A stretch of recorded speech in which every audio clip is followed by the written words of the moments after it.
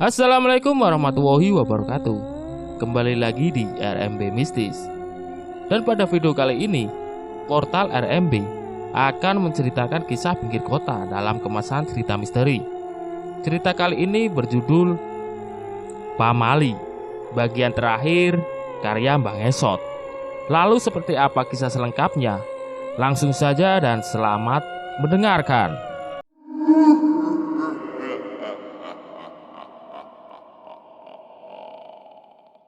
Kematian terjadi lagi. Kali ini, seorang nenek yang berobat sakit gigi ke bapak. Selang 2 hari, ia dikabarkan tewas di atas tempat tidurnya. Aku tidak tahu kenapa waktu itu tidak ada seorang pun dokter atau perawat yang memeriksa penyebab kematian si nenek. Ia dikubur begitu saja dan menyalahkan bapakku. Aku sangat takut kalau sampai ada warga kampung yang menyerang keluarga kami. Dan kekhawatiranku benar terjadi saat kami sedang tidur nyenyak. Sekitar jam 11 malam, sebuah batu besar menghantam kaca rumah kami. Sontak saja kami sekeluarga terkejut. Adikku bangun dan langsung menangis. Bapak berhambur keluar kamar sambil membetulkan sarungnya. Ada apa ini? Apa salah saya? Dukun sialan, pembunuh. Seorang lelaki berbadan gempal menarik bapak dengan paksa.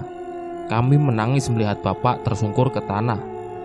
Mereka memperlakukan bapak seperti binatang, diseret paksa oleh 3 orang lelaki. Sementara ibu sambil menggendong adikku mengikuti arak-arakan itu sambil berteriak dan menangis sejadi-jadinya. Aku membuntut di belakang. Aku juga beberapa kali meminta ampun pada warga kampung, tapi mereka tidak peduli. Bapak diikat ke sebuah batang pohon. Salah satu dari mereka mengeluarkan cambuk. Bapak ditelanjangi dan dicambuki berkali-kali.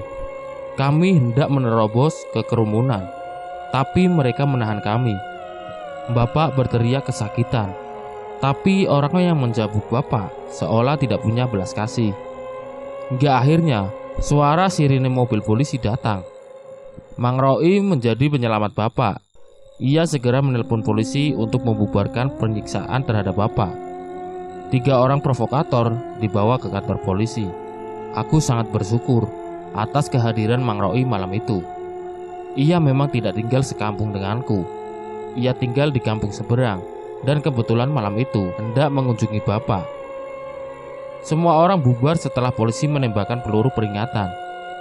Badan bapak penuh luka bekas cambukan, bahkan sampai mengenai wajahnya. Bibirnya jontor, wajahnya lebam, tubuhnya tergolek tak berdaya saat Mang Roi melepas ikatan tali di tubuh bapak. Aku dituduh membunuh pasienku, Roi, kata bapak sambil meringis kesakitan. Tangannya memegangi dada. Ibu masih dalam keadaan menangis. 2 orang polisi membantu untuk menggotong bapak ke rumah. Mereka meminta beberapa keterangan. Ibu menjawabnya sambil kesenggukan menangis. Setelah mendapat informasi yang dibutuhkan, mereka lekas pamit. Bapak dibaringkan di atas kasur. Abu, kau tutup saja praktik pengobatan ini. Sangat berbahaya. Dan untuk sementara kalian boleh tinggal di rumahku dulu. Tidak, Roi. Aku tidak mau merepotkanmu. Mang Roi menghembuskan napas berat. Saudara kandungnya ini memang keras kepala. Tia, tolong ambilkan piring, minta Mang Roi pada ibuku. Setelah menerima piring yang disodorkan ibu, Mang Roi merogoh 3 butir kemenyan dari saku jaket kulitnya. Dihancurkan menyan itu dengan telapak tangannya. Kemudian bubuknya dibakar hingga mengeluarkan asap. Mang Roi ini ternyata sakti juga. Entah dari mana ia dapatkan ilmu itu. Yang jelas dari kepulan asap kemenyan muncullah 4 ekor macan putih. Kami sekeluarga terkejut. Adikku menangis ketakutan. Tenang, mereka tidak akan menyakiti kita. 4 macan ini akan menjaga rumah kalian dari warga kampung. Jadi selama kalian di dalam rumah, maka semuanya aman. Kau ternyata sakti, Roi. Bapak tersenyum. Biasa, ilmu warisan dari ibu kita. Kalau kau kan diwarisi ilmu penyembuhan dari bapak. sedangkan aku diwarisi kesaktian gaib oleh ibu. Ibu menyeringai senang sekaligus terharu. Hari berikutnya, perkataan Mang Roi benar. Tidak ada yang berani mengusik kami. Setiap ada yang hendak menjahati keluargaku, mereka langsung terbirit lari ketakutan lantaran melihat macan putih yang berjaga. Kebencian mereka lambat laun berubah menjadi ketakutan. Aku merasakan itu. Mereka tidak berani menegur bahkan mendekati rumahku. Aku sudah merasa aman, tapi masih ada satu pertanyaan dalam benakku. Dari semua kematian pasien Bapak, apakah Bapak pelakunya? Apakah ada tumbal sebagai imbalan kesaktian Bapakku? Atau aku mencurigai seseorang, tapi aku tidak tahu namanya. Tia, sebaiknya kau pulang saja. Hari sudah mau malam. Kasihan anak bungsumu di rumah sendirian. Jenazah suamimu biar aku yang urus, pinta Mang Roi sambil mengepulkan asap rokok.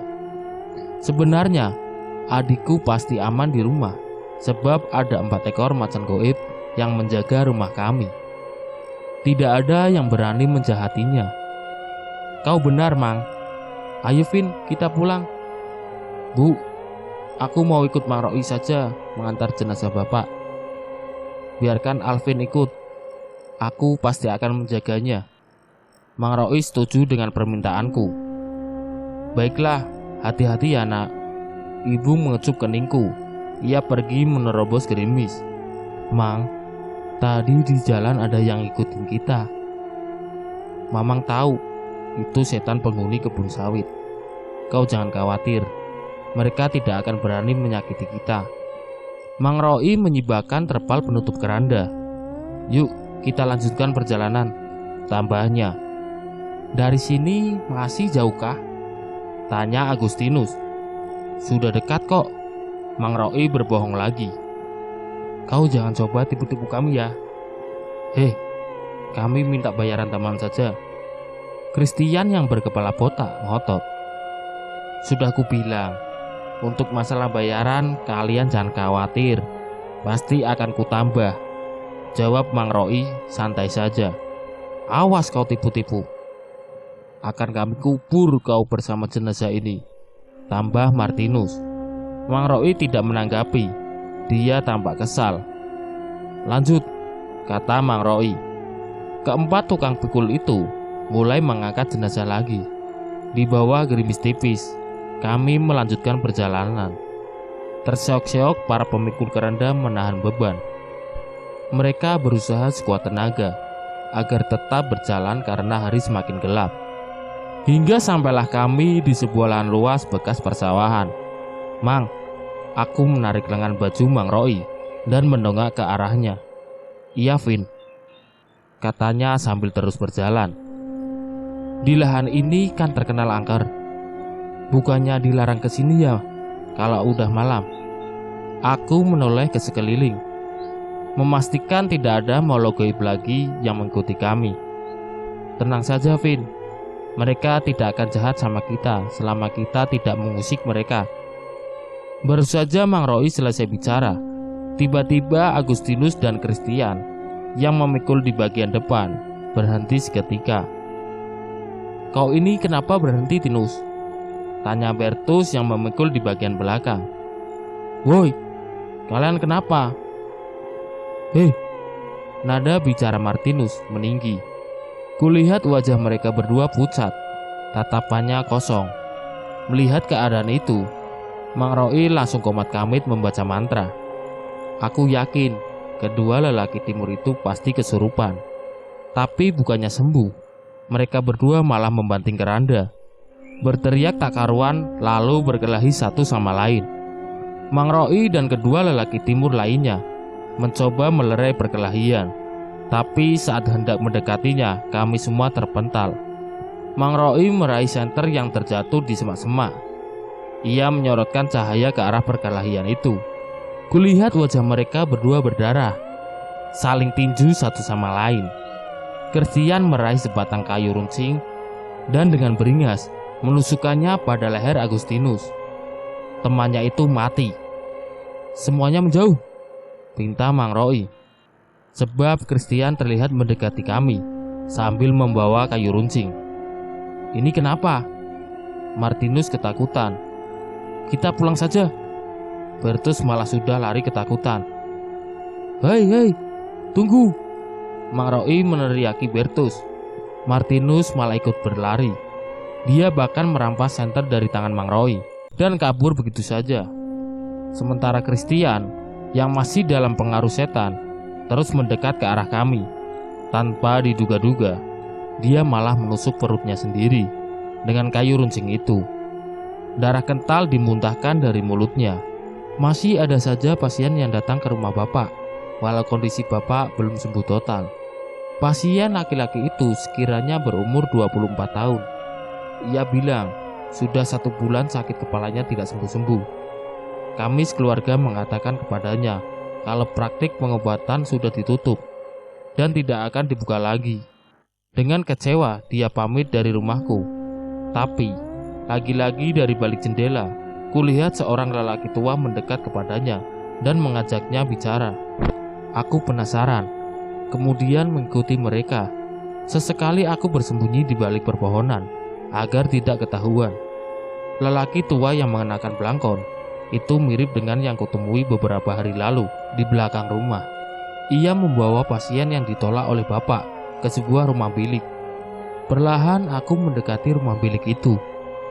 Aku mengintipnya dari celah bilik rumah karena penasaran dengan apa yang akan dilakukan lelaki tua itu. Duduklah, aku akan menyembuhkanmu, ujar lelaki tua itu. Benarkah? Kata lelaki muda. Wajahnya terlihat bahagia. Iya, kau terkena gangguan jin jahat. Lalu lelaki tua itu pergi ke dapur. Segera ku cari lubang bilik lainnya agar bisa melihat lelaki itu. Kulihat ia menuangkan air putih, lalu menaburkan serbuk putih. Entah apa. Namaku Abah Mian. Aku juga seorang tabib. Jadi kau jangan khawatir. Penyakitmu pasti sembuh. Ini diminum dulu. Sudah kubacakan mantra. Abah Mian menyodorkan air putih. Aku Maksum, Mbah. Aku sangat berterima kasih atas kebaikanmu, kata Maksum sambil meraih segelas air. Maksum meminum air pemberian Abah Mian. Ia terlihat baik-baik saja. Sekarang kau boleh pulang. Ini uangnya, Bah. Ah, sudah kau simpan saja. Gratis, Bah. Abah Mian mengangguk. Lelaki itu lekas pamit dan mencium tangan Abah Mian. Besoknya ku dengar kabar dari kampung sebelah kalau Maksum meninggal dunia. Aku yakin kalau bubuk putih yang ditaburkan Abah Mian itu adalah racun, dan dialah yang memfitnah bapakku sebagai pembunuhnya. Belakangan aku tahu dia memang seorang tabib pengobatan alternatif yang sepi pelanggan semenjak pengobatan bapakku tersohor. Ia sengaja memfitnah bapakku agar tidak ada lagi yang mau berobat. Pak, kemarin aku ngikutin kakek-kakek, namanya Abah Mian. Dia bawa pasien yang ditolak, dan akhirnya pasien itu meninggal di rumahnya. Alvin lihat dia ngasih minuman racun ke pasien kita. Kayaknya dia juga yang membunuh pasien-pasien kita dulu. Terus, Alvin jangan asal nuduh. Bahaya kalau nggak ada bukti. Buktinya Alvin lihat sendiri, Pak. Kamu masih anak kecil, Vin. Mana ada orang kampung yang percaya sama omongan kamu. Yang ada malah jadi fitnah nantinya. Alvin takut, Pak. Kupeluk tubuh bapak yang penuh dengan benjolan bekas luka cambuk. Tenang saja, ada makhluk goib Mang Roi yang jagain rumah kita. Jadi kita akan baik-baik saja. Sehari setelah percakapan itu, bapak meninggal secara misterius. Luka cambuknya sudah sembuh. Dia tidak pernah mengeluh karena penyakit dan tidak ada kecelakaan apapun. Dia meninggal begitu saja di atas tempat tidurnya. Kami sangat terpukul waktu itu. Aku ingin sekali mengusut tuntas siapa sebenarnya Abah Mian. Dia adalah kunci dari semua jawabannya. Terpaksa Mang Roi harus membopong jenazah bapak. Kami masih harus menyeberang sungai untuk sampai ke pemakaman.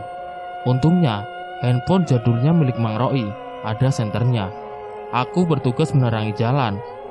Dari kejauhan kami mendengar gemuruh air sungai.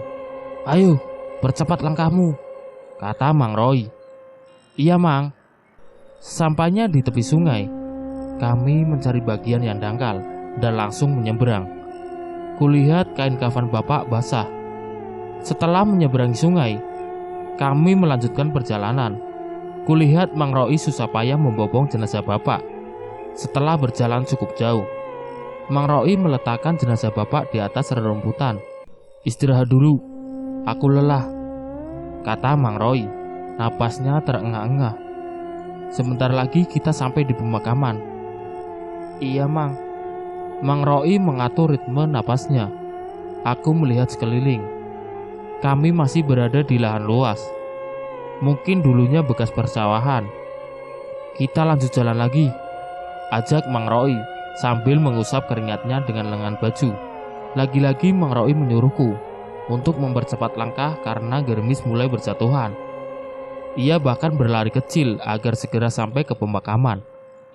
Hujan semakin lama semakin deras. Kami basah kuyup. Kaki Mang Roy tiba-tiba tergelincir. Jenazah bapak jatuh ke tanah. Kulihat kepala Mang Roy berdarah karena terbentur sebuah batu. Dia pingsan seketika. "Mang, Mang!" Aku mengguncangkan tubuhnya, tapi dia tetap tidak sadarkan diri. Tidak ada pilihan lain. Aku harus tetap mengubur jenazah bapak. Kali ini hanya tinggal aku sendirian. Kuseret sekuat tenaga jenazah bapak.